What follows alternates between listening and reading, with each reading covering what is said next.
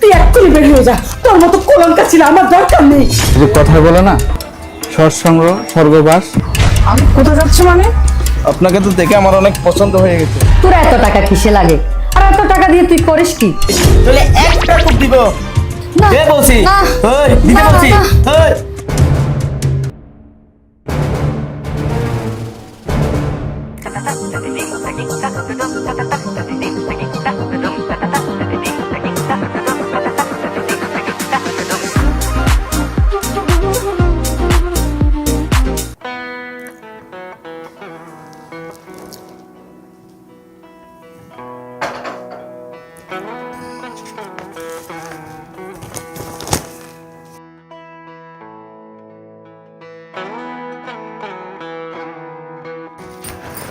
কিরে মা, তোর আজকে আসতে অনেক দেরি হয়ে গেল মনে হচ্ছে। উফ বাবা বলো না, রাস্তায় যে জ্যাম, অর্ধেক রাস্তা তো হেঁটেই আসলাম। ও, আমিও তো চিন্তা করতেছি। মা কোথায়? মা আছে তো, কিচেনে আছে। মা, নে মা, চাটা খেয়ে নে। ভালো করছো, এই টাইমে একটা চাই প্রয়োজন ছিল। সারাদিন কি যে খাটুনি করিস, মুখটা একেবারে শুকিয়ে গেছে। কি আর করবো মা, মাস তো শেষ হতে চললো, সংসারের খরচ তো আর থেমে থাকে না। বাবা, তোমার ওষুধের টাকাগুলো আজ দিয়ে দিয়েছি। কেন শুধু শুধু আমার জন্য ভাবিস না? পেনশনের টাকা তো আছেই, এবার নিজের দিকে একটু খেয়াল কর। তোমার পেনশনের টাকা দিয়ে কি সবকিছু হয় বাবা? সংসারটা তো এখন আমার কাঁধে। আকাশটা যদি কিছু একটা করতো। আবার আমার কথা হচ্ছে, আমি কি করেছি? কোথায় ছিলি বাবা এতক্ষণ? তোর সেমিস্টার ফাইনালের সামনে, আর তুই বাইরে বাইরে। আহ মা, বাসটিতে কাজ ছিল আর বন্ধুদের সাথে গ্রুপ স্টাডি করতে গিয়েছিলাম। সারাক্ষণ শুধু সন্দেহ করো। আর বাবা, আমার কিছু টাকা লাগবে। আবার টাকা? এই সেদিন না তুই 2000 টাকা নিলি বই কেনার জন্য? ওইটা তো শেষ, নতুন শিট ফটোকপি করতে হবে, আরো কত রকমের হাত খরচ আছে, ওটা তোমরা বুঝবা না। যত 500 টাকা দাও। আকাশ, তোর এত টাকা কিসে লাগে, আর এত টাকা দিয়ে তুই করিস কি? তাছাড়া বাবার কাছে এখন সবসময় কি টাকা থাকে? তুই টাকা লাগলে আমাকে বলতিস। তোমার কাছে চাইবো কেন? এটা আমারও বাবার বাড়ি, আমার বাবার কাছে চেয়েছি, আমার বাবা দিবে। 500 টাকাই আছে।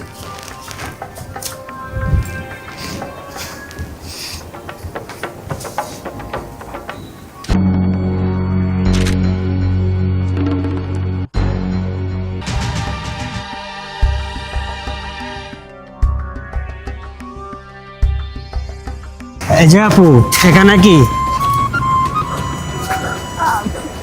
আপনার কে? আপনি কোথায় যাচ্ছেন? আমি কোথায় যাচ্ছি মানে? আপনাকে তো দেখে আমার অনেক পছন্দ হয়ে গেছে। আপনারা সব কি কথা বলতেছেন? আপনি একা একা কোথায় যাচ্ছেন? কি একা একা কোথায় যাচ্ছি? পথ ছাড়ুন, আমি যাব। কোথায় যাবেন? দাঁড়ান। একা একা যেতে পারবে নাকি পৌঁছে দেবো? আরে ছাড়েন, ছাড়েন। আরে বাদ দে তো, ভালো লাগছে না। এই তুমি যাও তো। আরে তুই ওকে পাঠিয়ে দিলি কেন? কেন রে, তোর আবার কি হলো? তুই কি কোনো ধরনের টেনশন আছিস? আরে টেনশন না, টাকার টেনশন। বাবু আজকাল টাকা দিতে চায় না, আপুও গোয়েন্দার মতন জেরা করে। ঠিক আছে বন্ধু, টেনশন করিস না। আজকেরটা আমরা সবাই দিচ্ছি, কালকেরটা তুই নিজে ব্যস্ত করিস। দোস্ত, কি একটা নেশায় পড়ে গেলাম, না খেয়ে থাকতে পারি না। আরে দোস্ত, নেশা এমন একটা জিনিস, না খেয়ে থাকা যায় না। আরে পুরা মাথাটা ফেন হয়ে গেছে বেটা, জিনিসটা চাচ্ছি। যা তুই আবুলের দোকান থেকে আমার নাম দিয়ে 1 প্যাকেট বেনজিন নিয়ে যা।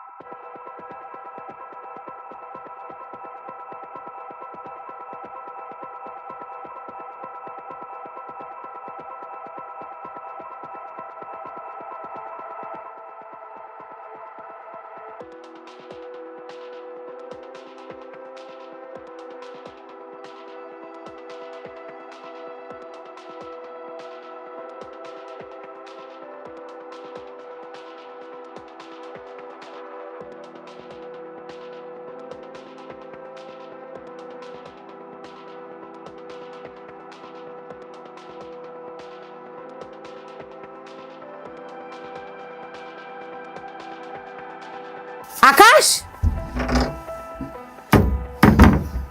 এত রাতে তুই আমার আলমারিতে কি করছিস? কই কিছু না তো, পানি খেতে উঠছিলাম, এসে দেখি যে আলমারির দরজা খোলা। ও কি রে, তোর চোখে মুখে এমন দেখাচ্ছে কেন? কি রে, তোর কি শরীর খারাপ? উফ মা, সরো তো, আমার ঘুম পাচ্ছে। সারাদিন শুধু প্রশ্ন আর প্রশ্ন, ভাল লাগে না। ছেলেটা যে দিন দিন কি হয় আল্লাহ জানে। উফ, দেখো বিছনাটা কাণ্ডটা দেখো, কি করে বুঝতে পারতেছি না কি করলো। দেখো বিছনাটারে, এই ছেলেটার জ্বালা আমি পারি না। কখন যে ফোলাটা ভালো হবে আল্লাহ জানে। আল্লাহ তুমি ফোলাটা যে ভালো করে দাও আল্লাহ। উফ, আর পারি না বাবা।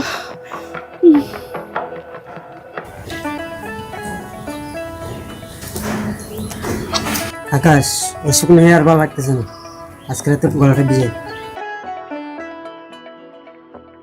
টাকা নাই রে ভাই, টাকা নাই ভাই। ধর, আর পারছি না, মাথাটা জিম জিম করতেছে।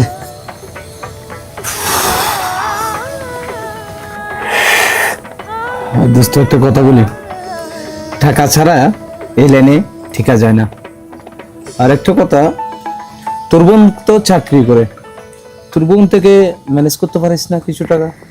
ওই আপুর কথা বলবি না, ও অনেক কষ্ট করে টাকা কামাই করে। বাহ দরদে ভাই, তাহলে নাকি মোর কালকে থেকে যদি টাকা নিয়ে আসতে না পারিস তাহলে আমাদের সাথে আর যোগাযোগ করে লাভ নাই। পলাশ চল, এখানে একা একা থাক। চললাম আমরা।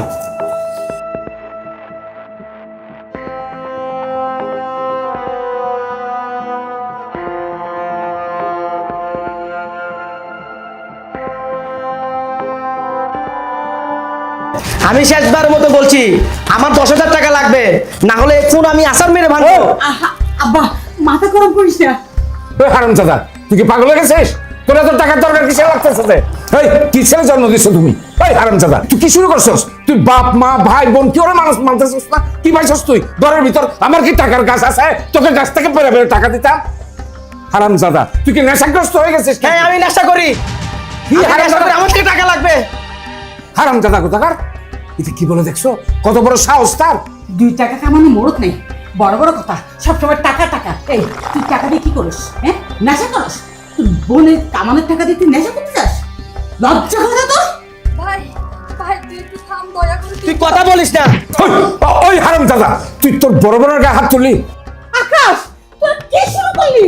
তে এখন আমারটা খায়, আমারটা খেয়ে তার বড় বড়টা খেয়ে তে আমাদেরকে অপমান করে। এই তুই এক্ষুনি বের হয়ে যা, তোর মতো কলঙ্কা ছিল আমার দরকার নেই। বের হ। কি আমি বের হয়ে যাব? আমি যদি বের হয়ে যাই, যাওয়ার আগে এই ঘরে সবকিছু ভেঙে চুর তছনছ করে যাব, এই ঘরে আগুন লাগিয়ে দিয়ে যাব। দেখছো হারামজাদা কত বড় সাহস তার!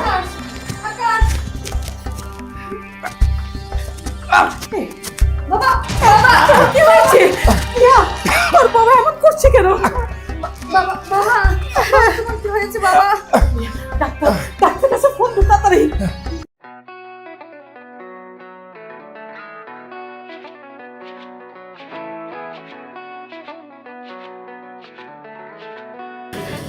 সেলিম ভাই, ভালো আছেন? হ্যাঁ ভালো আছি। কিরে তোমার এরকম ক্লান্ত ক্লান্ত লাগছে কেন?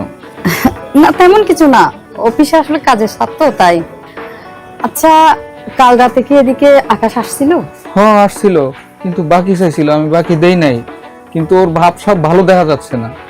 ইদানিং দেখতেছি ও বিভিন্ন ছেলেদের লগে চলাফেরা করে। ওর একটু দেখে রাখো। ওই যে কথায় বলে না, সৎসঙ্গ স্বর্গবাস, অসৎসঙ্গ সর্বনাশ। আচ্ছা আসি, হ্যাঁ। ঠিক আছে, একটু আমার কথাটা মাথায় নিও।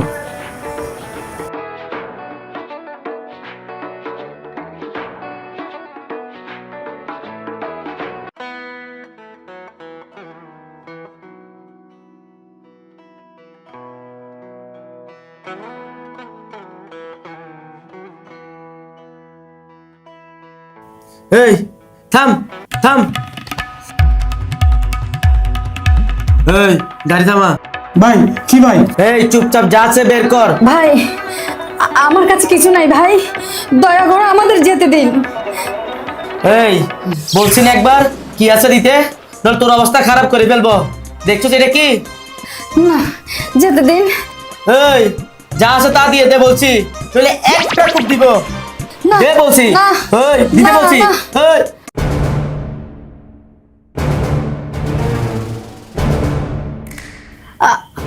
আকাশ তুই? আফু, হ্যাঁ আমি।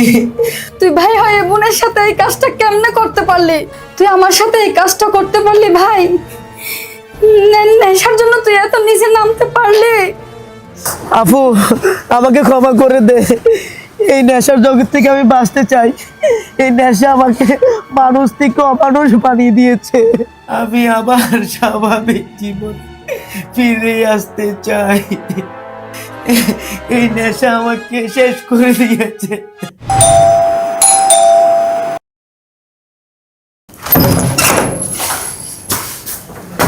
কিরে আকাশের কি হয়েছে? আকাশ, বাবা, বাবা তো কি হয়েছে বাবা? কি রে কি হয়েছে? হ্যাঁ কি হলো মা? মা যা হবার হয়ে গেছে, ও অসুস্থ মা, ওকে এখন আমাদের সাহায্য করতে হবে। কেন, ওর কি হয়েছে? মা ও কিছু খারাপ ছেলেদের সাথে মিশতো আর মিশে এদের সাথে নেশা করতো, আর নেশা করার টাকা না পেলে এরা চিন্তায় চুরি ডাকাতি কিছুই বাকি রাখে না। আর আজকে নেশা করার টাকা না পাইয়ে ওদের চিন্তায় শিকার হয়েছি আমি। ওখান থেকে আনতেছি, আমাকে চিন্তাই করার জন্য আমাকেই ধরছিল আজকে। হায় আল্লাহ, মুখ খোলাতে আমি চিনে ফেলছি যে এটা আমাদের আকাশ। আমি বুঝতে পেরেছি, বাবা হিসেবে আমি ব্যর্থ হয়েছি। আমি আমার সন্তানকে মানুষ করতে পারি নাই, আমার সন্তানকে আমি মানুষ করতে পারি। আর ওকে বকাবকি করে লাভ নেই। আমি কালকে সকালেই ওকে নিয়ে ওই রিহাব সেন্টারে আমার এক বন্ধু আছে না ডাক্তার, ওই ডাক্তার সামন্ত, খুব ভালো ডাক্তার, আমি কালকে ওকে নিয়ে গিয়ে ওই রিহাব সেন্টারে ভর্তি করে দেব। ঠিক আছে, তাই করো।